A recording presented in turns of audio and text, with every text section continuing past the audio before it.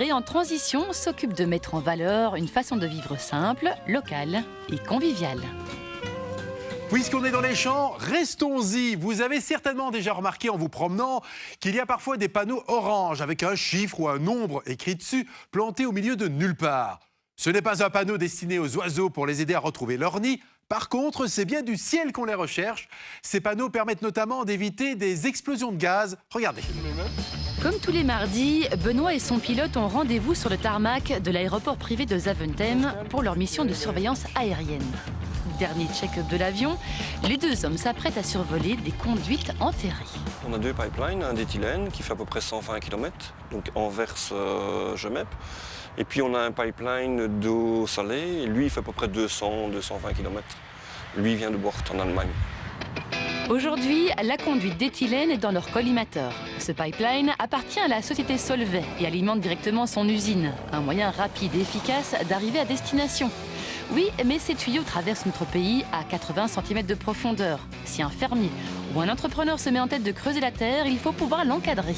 On recherche principalement des travaux qui seraient en train d'être exécutés parce que personne ne peut nous demander l'autorisation. Le danger de cela, c'est qu'ils ne savent pas à quelle profondeur ils peuvent creuser ou non. Donc on est obligé de survoler régulièrement pour voir si personne ne travaille inopinément. Les risques sont comme il en vient. Ils creusent et qu'ils accrochent la conduite. C'est quand même un gaz qui est à 60-70 kg de pression et un gaz hautement explosif. Une surveillance nécessaire et efficace. Tous les mois, il y a quand même, ou tous les 2 mois, une situation qui pourrait devenir grave si on n'intervient pas. Au sol, il y a des règles à respecter car la conduite doit toujours être bien dégagée. Pas de construction sur le pipeline, pas de végétation sur le pipeline. Bien faire, il faut limiter toute végétation à minimum 3 mètres. Les constructions, c'est une dizaine de mètres.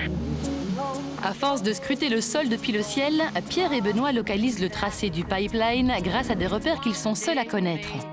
Néanmoins, pour les aider dans la tâche, des bornes oranges sont placées. Un repère aussi pour les fermiers qui auraient besoin de creuser ou pour les patrouilleurs au sol.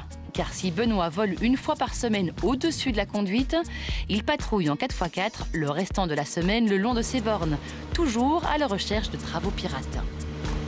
Le port d'Anvers pointe déjà le bout du nez. C'est ici que l'éthylène arrive par bateau et que la mission du jour se termine. Alors Benoît, vous avez remarqué des infractions aujourd'hui ou pas? Non, aujourd'hui il n'y avait pas de travaux pirates aujourd'hui. Donc on n'a rien vu, ça va. Le temps possède également des pipelines, de même que les fournisseurs de gaz ou d'eau. Ces tuyaux sont disséminés un peu partout dans le pays. Bref, notre terrain est miné, mais heureusement surveillé. David Antoine, dans la deuxième partie de ce e-com, jouera au goûteur de mayonnaise et de salami. On lui a demandé son avis avant de